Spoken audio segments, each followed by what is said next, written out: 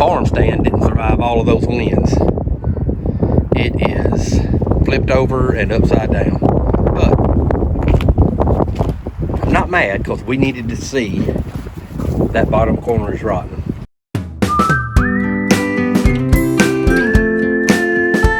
We out here and we have assessed the building. If y'all can see, it's rotten. About the bottom 4 or 5 inches around the bottom is rotten. This part still looks okay. So I think we're gonna be good with that. So I think, and the roof is in great shape. So I think what we're gonna have to do is each individual post, and the 4 posts over there, that one and that post, we are going to cut them all off, even with the floor. Here, we're gonna go all the way around the back, cut everything off, even with the floor, and drop the whole building down about 6 inches. So it's plenty of room on the front to walk in. So if I step up here, I am 6 foot, and right now I've got 6-8 inches of clearance all the way around the back side. And on the front side, as y'all can see, I've got a foot from here down to where my head's at. So we got plenty of clearance up here. I think before we can ever have a chance to get this thing going, we're gonna have to cut the whole bottom off of it, let it drop down about 6 inches, and then start all over. And then I think we can save what's out here. So I think that's the plan, and that's where we're gonna start.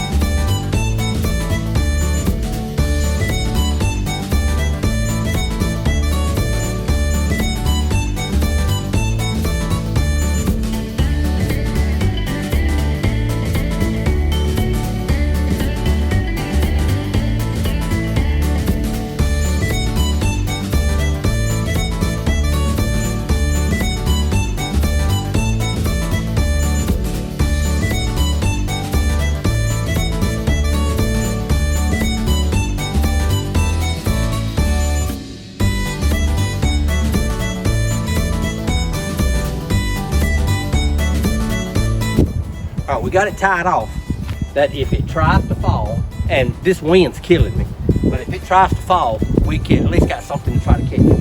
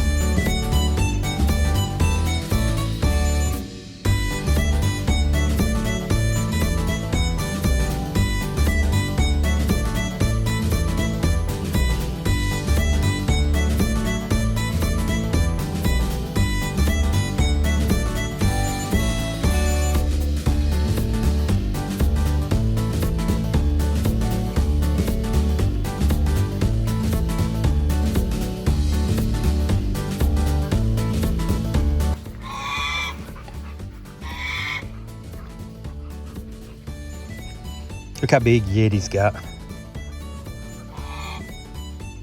He is going to be a hoss when he gets on up because he's only a few months old now. He smells something or he sees something out past the goat pasture. Let me walk over here and see if I can see.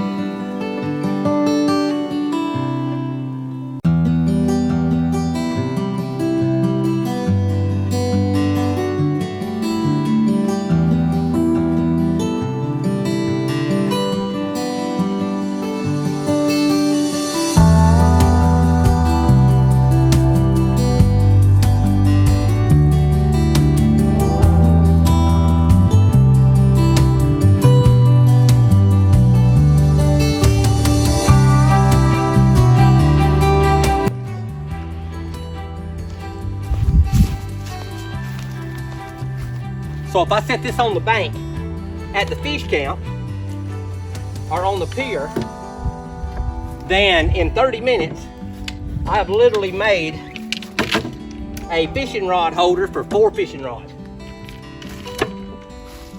now I don't have to worry about nothing getting them while I'm on my phone or whatever else I'm doing. And why did I make it so big and heavy? Because this is the third one that I've made. The first one that I made, a 30-pound blue cat, flipped it over and got my fishing rod, and I finally was able to catch it with another fishing rod and get my pole back and the fish. So I made it long and heavy. This way, my rod will take up all the slack and nothing can flip the box upside down. Best design. All right, I hope y'all enjoyed this.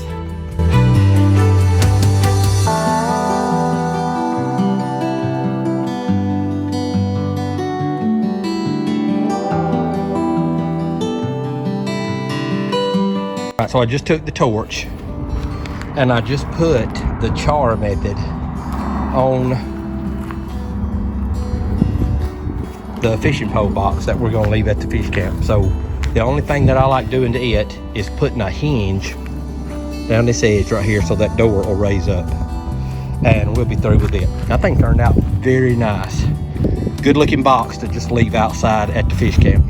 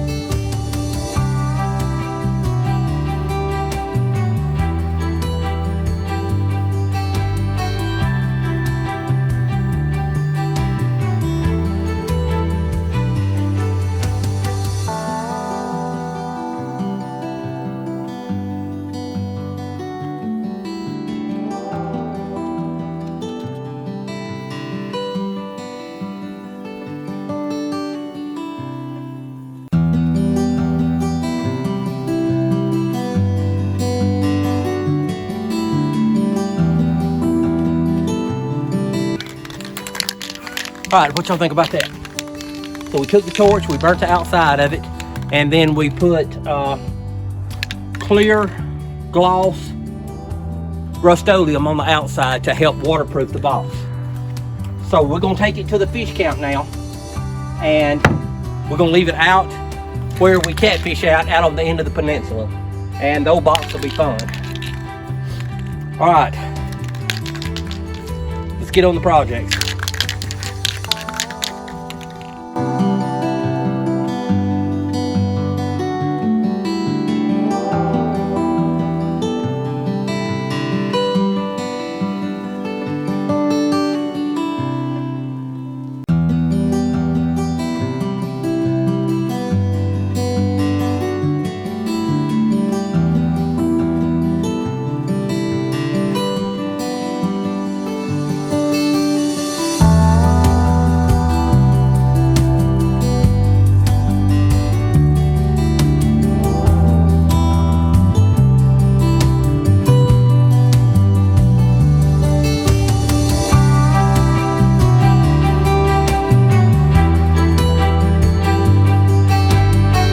All right, Campfire crew, this is going to be the new floor. We tore out the old one, this is going to be the new one, and this is what's going to go in the egg stand.